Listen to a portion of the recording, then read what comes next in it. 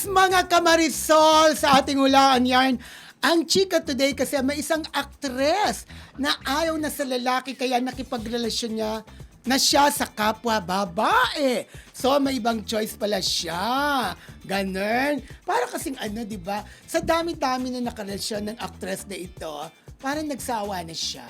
Kasi BFF. di ba actually meron gano'n eh. Mga babae sasabihin, ay, lagi na lang ako luhaan. Subukan ko kaya sa babae naman. May Correct. ganun eh, di ba? Oo. Sa mga lalaki rin naman, ay, gusto ko lang sa kapwa ko lalaki. May mga ganun din eh, di ba? Pero- kanya-kanyang choice. Pero sa showbiz, mas lamang yata yung Ang sa bading kapwa jersey. hindi sa kapwa babae Ay, na oo. nakikipagrelasyon. Marami tayong alam, di ba? At Oh. mas marami yung mga babae sa show business ang yung kanilang yung tunay na identity, revelation na isa akong lalaki. Oh. Parang, di ba? Ay, yung iba marami pa nagtatago. Mas maraming babae Oo. na nagsasabi na member ako ng LGBTQ. At eto na nga, BFF.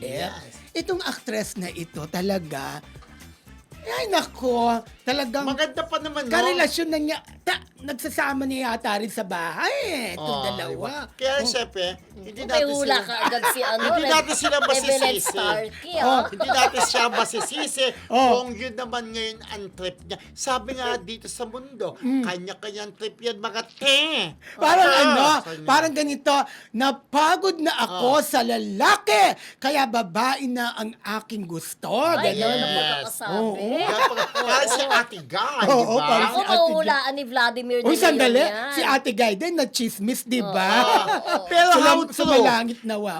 Di ba na-chismis din si Ate Guy? Siya mismo sinabi niya na parang naligo daw siya kay Ate V. Na in love siya kay Ate B. Oh, sabi niya, Oo. di ba, interview Binigyan sa ng kanya? bulaklak, di ba?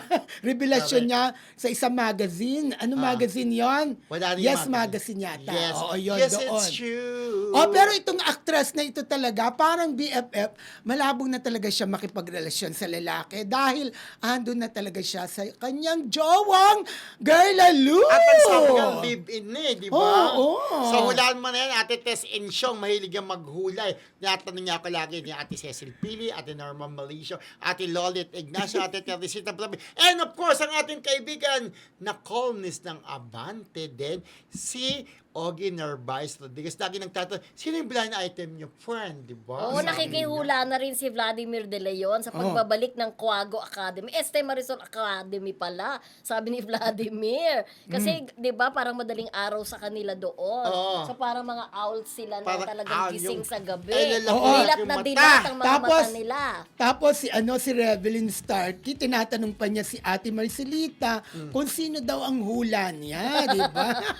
Mamaya mag-chat-chat din siyempre ang kaibigan natin si Tapit Roque, Annalyn Anapemuelo, si Annalyn Hiccup, Marina Corazon, magtatanong niya, Emily Gomez, sino yan? Lagi sila nagtatanong after. Ngayon, siyempre hindi namin pwedeng sabihin sa dito. Pero